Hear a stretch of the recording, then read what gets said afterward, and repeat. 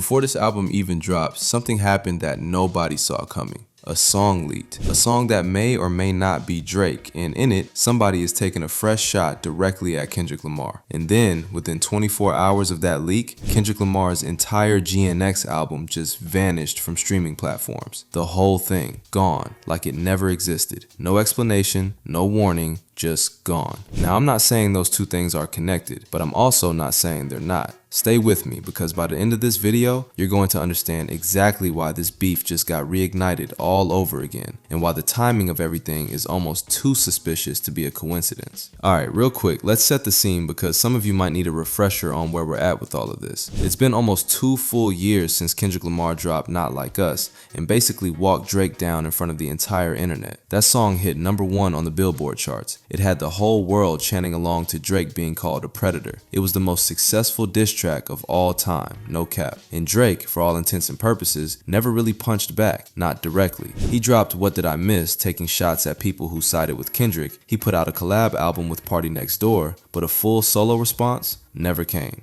So here we are in May 2026, and Drake has announced his first solo album in nearly 3 years. It's called Iceman. It drops May 15th, and from the second that date got announced, the internet has been going absolutely insane trying to figure out what Drake's first move is going to be. The confirmed features list alone has been chaos. Future looks locked in. Karol G is rumored. Morgan Wallen's name keeps getting thrown around. And according to Charlemagne the God, DJ Khaled and A$AP Rocky are both getting dissed directly on the project. Bro, DJ Khaled. We'll come back to that. But here's the thing. Up until this week, Kendrick's name had not officially come up in relation to the album at all. No confirmed diss, no response, just radio silence. And then everything changed overnight. Okay, so here's where it gets crazy. The day before Iceman drops, a song called 1 AM in Albany leaks online. And in this track, whoever is rapping, and we are not 100% confirming this is Drake because in the age of AI, you genuinely cannot be sure, but whoever is on this record spits a bar that goes directly at Kendrick Lamar's height. The line references Muggsy Bogues, for context one of the shortest players in NBA history at 5'3", and says something to the effect of, even he managed to dunk. The implication being Kendrick pulled off something that should have been impossible. A small man doing something a big man should be embarrassed about. Now, is that a diss? Technically, it could be read as a backhanded compliment, but bro, we are not reading it as a compliment. Nobody on the internet is reading it as a compliment. That is Drake, or someone pretending to be Drake, reopening the wound. And the timing, the day before the album drops, either that's deliberate rollout strategy or someone in Drake's camp has the worst operational security in music history. Because this is not the first leak either. Weeks earlier, Future's feature got leaked out of the same sessions. Drake reportedly removed people from the studio after that one. And yet here we are again with another track out in the wild before release day. At some point, you have to start asking whether these are actually leaks at all, or whether Drake's team is sending these out intentionally to see how the streets react. That is very much his playbook. The internet did not miss this. The moment that 1 AM in Albany started circulating, Drake fans went straight to Kendrick's Instagram and started flooding the comments with ice emojis. And this has been going on ever since the Iceman announcement. Drake's fan base has been treating Kendrick's social media like a battlefield. I mean, people aren't gonna like that I say this, but Drake is the greatest artist of our generation,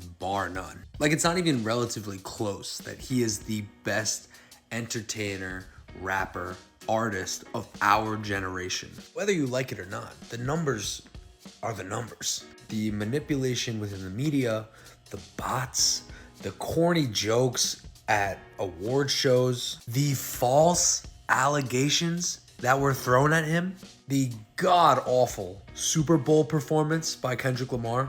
Like, who is listening to Not Like Us in 2026? Because to me, Family Matters and Push-Ups are aging like fine wine. And tomorrow night, Drake will finally be able to say his word, to get his truth out. I hope he lights an absolute match to the fuse. Every post, every story, ice emojis. It's relentless. Now, here's the thing about the Muggsy Bogues bar specifically. Even if the album version is different, even if this turns out to be an AI song or a deep cut that doesn't make the final track list, the conversation has already started. That is the whole point. Whether real or fake, it forced people to say the words Drake and Kendrick in the same sentence again. It put the question back on the table. And that question is Drake actually about to address Kendrick Lamar for real this time? Because dissing DJ Khaled and ASAP Rocky is one thing. And look, the Khaled situation is genuinely hilarious. The man has spent years publicly defending Drake, posting positive energy, and now there's supposedly a direct shot at him on the album. What happened behind the scenes there? Nobody knows. But the real question everybody wants answered is Kendrick. Does he go there or not? Because if he only hits Khaled and ASAP and leaves Kendrick alone, people are going to clock that immediately. The optics of picking and choosing who you diss when Kendrick's name is still hanging in the air are not great. Wait, I'm not finished. Drake said, please stop asking me about 23 and me. I'm a real brother and he's not. It's in my DNA. I could have fell back like the married rapper, but we engaged. I told y'all I'm settled in my evil ways. These guys thinking that the spot is up for grabs, they'll never see the day. To be the number one, you gotta lead the way.